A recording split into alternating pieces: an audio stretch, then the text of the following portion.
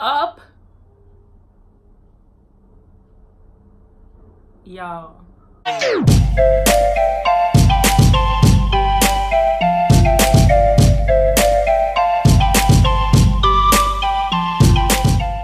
Okay, y'all, I had y'all wait for part two. Here it is. This is part two. If you guys have not seen part one, I highly recommend you watch part one first. I will put the link in the description box as well as the comment section. Enjoy the video. I wake up and I was just like confused. There was a vase with a couple flowers in it. This like strawberries and fruits over here, and then there was like this dish over here with like this soup or something right here. It was so pretty. I was like, what did I do to deserve this? I did not sleep with him. I did nothing to deserve this now. What is this? Yo, it was so romantic, like so surprising. I never had that happen to me before. I'm never gonna lie to y'all. Never had that happen. So when I woke up to that, I was like, first of all, how long was I sleeping? Secondly, and he in the kitchen, you know, cooking up and everything. He's like, okay, so, you know, this is the soup that we eat and da-da-da, like trying to, you know, he's teaching me about his meal, whatever. He's like, you know, you got your fruits over there because I want you to be healthy and all of that. And, you know, I hope you enjoy. I was like, wow, it's okay. So I ate my food. I was just like, in my mind, I was just like, wow. Like, I literally was like, God, please let this work with this man. I was like, please let this work with this man. Like, I don't understand. Like, I didn't get it. So I was like, oh my gosh. Like, yes. But that still wasn't enough to give him the box. I'm just saying, no, we did not smash. So no, we still didn't do none of that. And I was just like, oh my God. Like, this is a freaking amazing. And plus he had on shorts while he was cooking. Them legs was warrior legs. Oh God, them legs was sturdy. Legs was strong. I'm just like, yo, I know for a fact he packing. I know he packing. Look at his legs. Y'all, I saw the print. I said, good. If it's beef for you, it's beef for me. Everything was perfect. So okay, so we going on about our regular daily lives, and you know, I just like, the more I'm hanging around him, the more I'm just noticing certain things. He's into film, he's into like images, and I really don't know how to explain. He's very observant. There you go. Sauce One is very observant as well. But I don't like all this observancy. I got a little bit of a problem with it, just a little tiny bit, because I feel like you gotta know the line between I'm observing you and I'm like critiquing. Kind of like the Cohen situation when I did the video with the 11 things black women do that are sensual. Kind of like that, but he's like that, but like less creepy. So, and I guess because he looks good, so it's like, all right, you're not a creep. But it's also like let me give you an example. Like, we'll get on a train. He'll see a female, right? He'll observe. And then he'll look at me and be like, he'll say however he feels. Like, let's just say he'll say like, oh, you know, I really do not like, you know, when women wear their hair like that. I don't know. I just don't feel like that. But because you was observing her for so long, she now feels like, oh, wow, your nigga keep looking at me. Like, your nigga is really in my face. Like, you're in her face. Any female is going to say, you're in her face. And I'm standing right here while you staring in somebody else's face. I personally have a problem with that. Like, you need to be able to observe quickly, pass the message on, and keep going about life. You don't need to be like,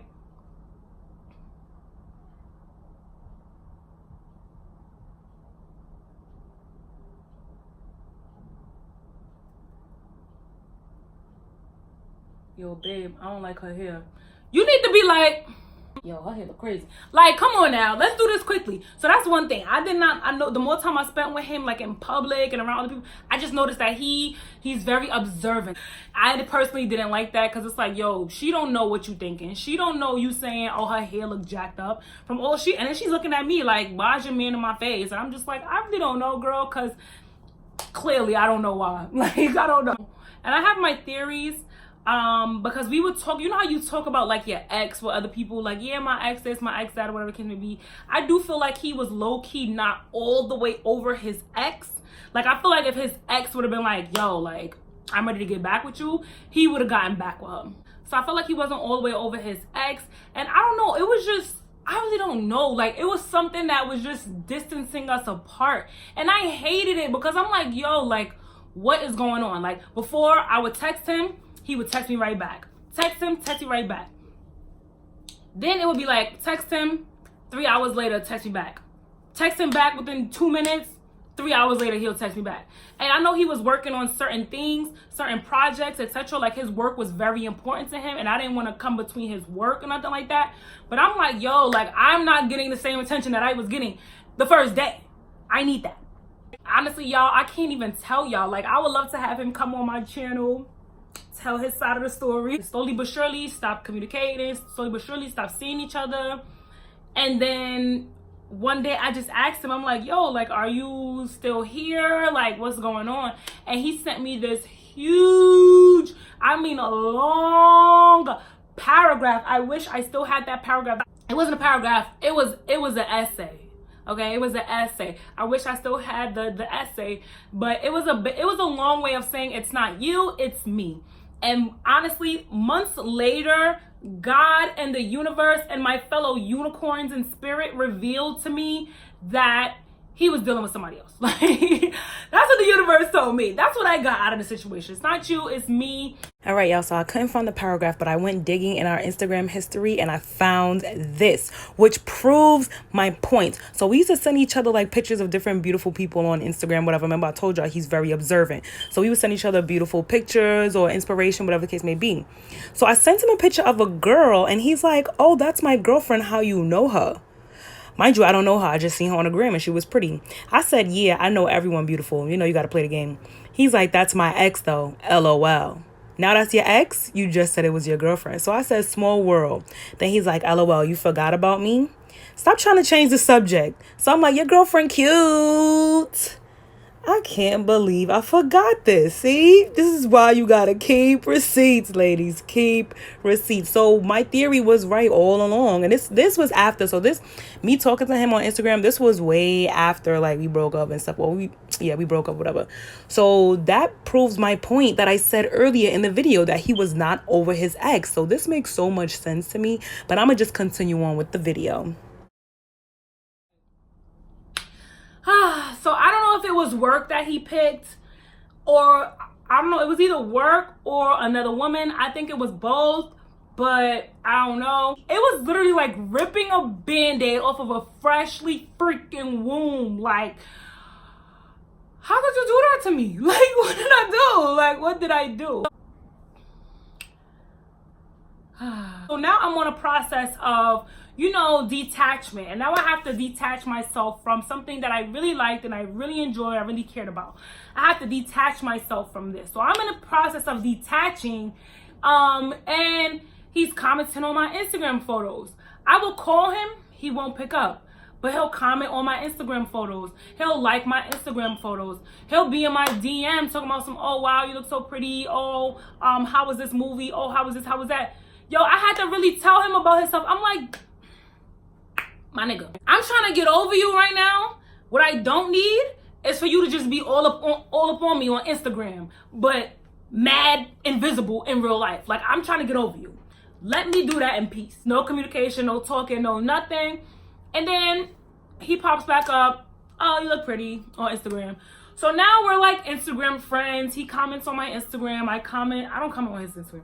He comments on my Instagram, and you know, we kiki. Ain't no bad blood or nothing like that. But that, like, it just forever, it won't forever hurt me. I will eventually get over this. But like I said, it's years later and I still haven't gotten over it. And the reason why I haven't gotten over it, because I don't know what happened. Like, if I knew what happened, fine, perfect, okay, it's this, it's that.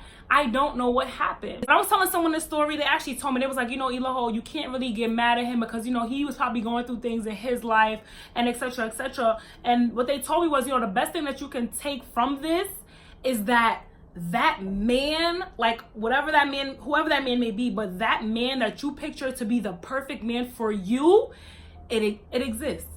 He is out there. And up until this point, people really feel like men, they really feel like, oh, you know, you live in a fantasy world, or oh, you can't, ain't nobody out here gonna put up with that, or ain't nobody gonna do that, or nah, that's unrealistic, ain't nobody. No, speak for yourself. Don't speak for everyone. Speak for yourself, because you won't do it and the men that you associate with won't do it. It doesn't mean that there isn't a guy out there that is my fairy tale guy. Everything happens for a reason, and I just trust life. I trust life. I don't beg for people to stay in my life. If you want to go, there's a door, because the people who are meant to be here by my side with me, loving me, supporting me, rooting for me throughout my journey, the people who are meant to be here, they're going to be here. Who knows? Maybe in the future, you know, might rekindle, maybe not. Who knows? I'm truly grateful for the experience, to get to know him. Like, he really, like I said, he set the bar. Oh, and the head game was bomb. I'm sorry, I had to throw that in there. Girl, I was like, oh, hell yeah. That is the end of this story time. I've actually never dated a first generation American again. But yeah, so that's it. Kind of awkward. Kind of awkward because it's like a weird ending. But I mean, that's how it happens sometimes. Sometimes it doesn't just end off like, yeah, let's just go our separate ways, or clean cut dry. Sometimes you just don't know what the fuck happened. And it was literally that situation. Thank you guys for watching and listening to this crazy story time. Let me know what you thought of this story time. Have you ever dated a Liberian before, or an African before? Let me know what was your experience. Until next time, guys, I am Iloho.